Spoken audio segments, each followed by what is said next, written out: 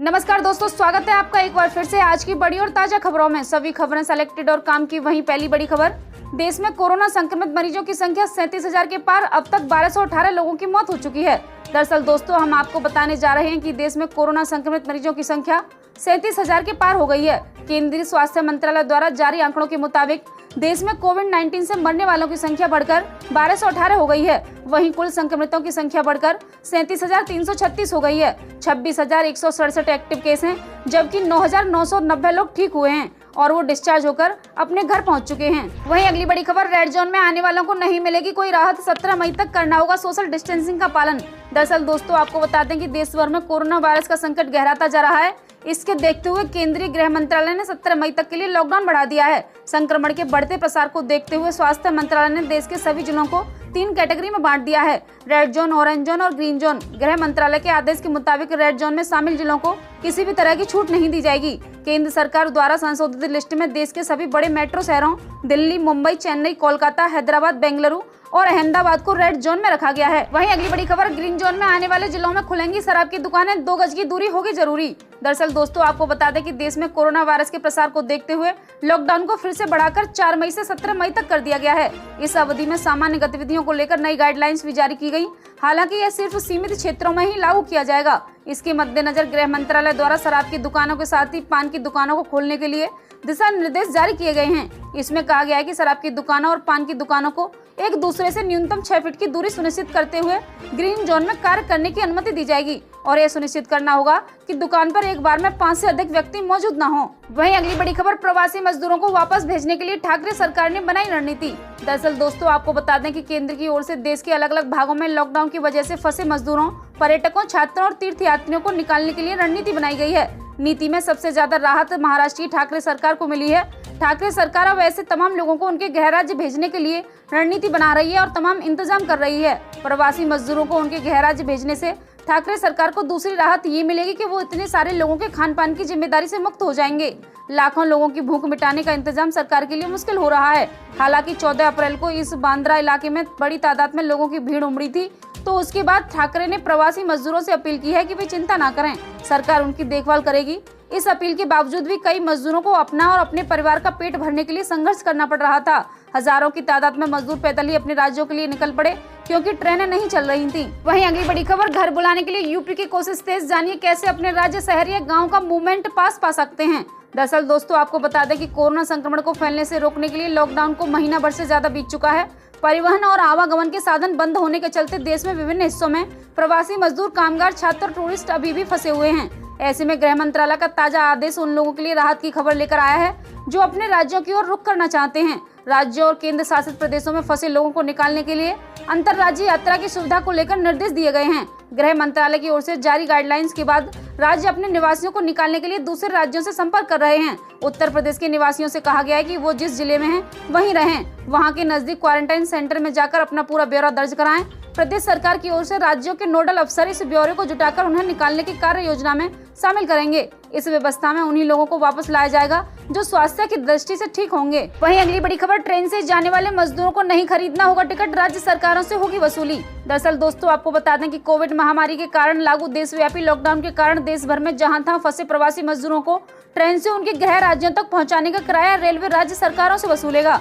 Railway की ओर से शुक्रवार को जारी एक आदेश में इस बात का जिक्र किया गया। जिस ट्रेन में प्रवासी मजदूरों को भेजा जाएगा उसे श्रमिक स्पेशल नाम दिया गया है। इसमें सफर करने वालों के लिए किराए में स्लीपर क्लास के टिकट का मूल्य 30 रुपए और सुपरफास्ट शुल्क और 20 रुपए भोजन पानी के शामिल होंगे। रेलवे ने स्पष्ट किया है कि यात्रियों को अपने पास से कुछ भी खरीदने की जरूरत नहीं है, उनके खर्च का वहन राज्य सरकारें करेंगी। महीने भर तक सेवा निलंबित रहने के बाद रेलवे ने पहले यात्री ट्रेन इन मजदूरों के लिए शुक्रवार को हैदराबाद से झारखंड के लिए सुबह 4:30 बजे रवाना की, जिसमें कुल 1200 लोग सवार थे। वहीं अगली बड़ी खबर, लॉकडाउन के बाद रेलवे स्टेशन पर कुछ ऐसी रहेगी व्यवस्था, नए नियमों का करना होगा पालन। दरअसल दोस्तों, आपको बता दें कि लॉकडाउन खुलने के बाद भी लंबे समय तक शारीरिक दूरी का पालन करना होगा।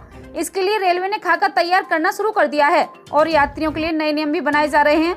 इसके तहत रेलवे स्टेशन पर अब सिर्फ यात्रियों को ही प्रवेश मिलेगा, स्वजनों को अंदर जाने की मनाही होगी। वहीं स्टेशन के कैंट और सिटी साइड में भी एक एक गेट में एंट्री का सिस्टम रहेगा। दिव्यांग और बुजुर्गों की मदद के लिए पोर्टर और वेंटिलेटर्स लगाए जाएंगे। वहीं अगली बड़ी खबर, लॉकडाउन में पहली बार चली यात्री ट्रेन 1200 मजदूरों को लेकर रांची पहुंची श्रमिक एक्सप्रेस। देश में अलग अलग हिस्सों में फंसे लोगों के लिए घर वापसी एक्सप्रेस चल पड़ी है। राज्यों के अनुरोध पर रेलवे ने 6 विशेष ट्रेन चलाकर राज्यों और मजदूरों को घर भेजा है। उम्मीद की जा रही है कि उन लोगों के लिए रास्ता खुलेगा जो घर लौटना चाहते हैं। बता दें कि 40 दिन बाद रेलवे की पहली यात्रा ट्रेन अपने स्टेशन पर पहुंची। रेलवे की विशेष ट्रेन 1200 मजदूरों को लेकर रांची के हटिया रेलवे स्टेशन पहुंची। इसके बाद एक एक कर मजदूर के निकलने का सिलसिला शुरू हुआ। तैयारी के मुताबिक एक एक बोगी को खोला गया और उसमें मजदूर सोशल डिस्टेंसिंग का पालन करते हुए निकले। इसके बाद तैयारी के मुताबिक सभी मजदूरों को तय बसों में बैठाकर रवाना किया गया है। अब सभी मजदूरों को जिला मुख्यालय में जाँच होगी और उनके बाद सभी को 14 दिन होम क्वारंटाइन में रहना होगा। ये वो मजदूर है जो तेलंगाना के लिंगमपल्ली स्टेशन से ट्रेन के जरिए रांची लाए गए हैं। स्टेशन पर ही लंबे इंतजार के बाद आज उन्हें घर वापसी का मौका मिला है। तेलंगाना सरकार की अपील पर केंद्र सरकार ने ट्रायल के तौर पर इस ट्रेन को चलाया। ये ट्रेन कल सुबह 5 बजे तेलंगाना से रवाना हुई थी। ये अकेली ट्रेन नहीं है। मजदूरों को छात्रों को निकालने के लिए ऐसी कुल 6 ट्रेन चलाई गई हैं। खास बात यह है कि इन ट्रेनों में सोशल डिस्टेंसिंग का ध्यान रखा जा रहा है। ट्रेन की बोगी में 72 की जगह 56 लोगों को ही जगह दी जा रही है। वहीं अगली बड़ी खबर, मध्य प्रदेश में 50,000 मजदूरों की होगी घर वापसी। अब तक 20,000 श्रमिक वापस भी आए। दरअसल दोस्तों, आपको बता दें कि देश भर में चल रहे लॉकडाउन के कारण अलग अलग शहरों में फंसे मजदूरों को वापस लाने का सिलसिला तेजी से चल रहा है। मध्य प्रदेश सरकार अब तक 20,000 से ज्यादा मजदूरों की घर वापसी करा चुकी है। वहीं सरकार का लक्ष्य है कि करीब 50,000 मजदूरों को उनके घरों तक पहुँचा जाए।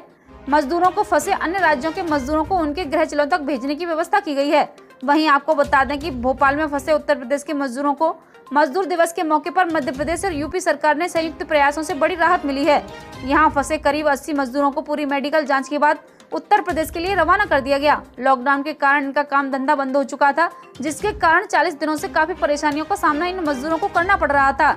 इसके साथ ही सरकार ने दूसरे राज्यों में फंसे मजदूरों की वापसी को लेकर संबंधित राज्यों के अफसरों के साथ बात कर नीति बनाई है। वहीं अगली बड़ी खबर, गोवा में बिना मास्क लगाए नहीं मिलेगा राशन, पेट्रोल देने को भी मनाही। दरअसल दोस्तों, आपको बता दें कि गोवा सरकार ने फैसला किया है कि राज्यों में मास्क नहीं पहनने वाले लोगों को पेट्रोल पंप या राशन नहीं दिया जाएगा। गुरुवार को मुख्य सचिव परिमल राय की अध्यक्षता में राज्य कार्यकारी समिति की बैठक के दौरान यह निर्णय लिया गया। एसी ने फैसला लिया कि कोरोना वायरस महामारी को देखते हुए मास्क या फेस कवर के इस्तेमाल को सख्ती से लागू करने की जरूरत है। एक बयान में कहा गया कि अगर किसी ग्राहक को मास्क नहीं पहना है तो कोई भी पेट्रोल पंप किसी वाहन में ईंधन नहीं भरेगा और न ही कोई राशन या अन्य किराना सामान उचित मूल्य की दुकानों में बेचा जाएगा।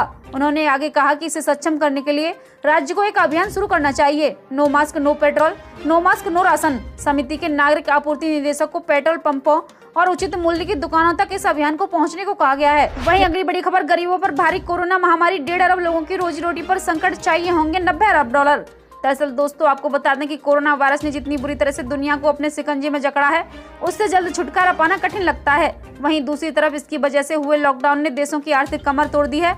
इसमें सबसे अधिक नुकसान उन गरीब लोगों को हो रहा है जिनके दिन की शुरुआती रोजी रोटी की तलाश से होती थी। इस संबंध में सामने आई संयुक्त राष्ट्र अंतर्राष्ट्रीय श्रम संगठन की रिपोर्ट में इस बात का साफ तौर पर जिक्र किया गया है। वहीं आपको बता दें कि अंतर्राष्ट्रीय श्रम संगठन की ताजा रिपोर्ट में कहा गया कि लॉकडाउन की वजह से पूरी दुनिया में रिटेल और मैन्युफैक्चरिंग से जुड़े कई कारोबार बंद होने की कगार पर खड़े हैं।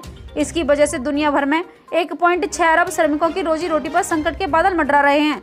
अंतर्राष्ट्रीय श्रम संगठन के मुताबिक पूरी दुनिया में करीब 330 करोड़ कामगार हैं जो इस तरह के छोटे बड़े उद्यमों से जुड़े हुए हैं। इस रिपोर्ट के मुताबिक वहीं के विश्व बैंक ने 2020 में प्रवासी मजदूरों की संख्या में बड़ी गिरावट की आशंका जताई है। वहीं अगली बड़ी खबर, केंद्र द्वारा प्रवासियों व श्रमिकों को दी गई छूट के बाद राजस्थान सरकार में 10 लाख ने कराया पंजीयन।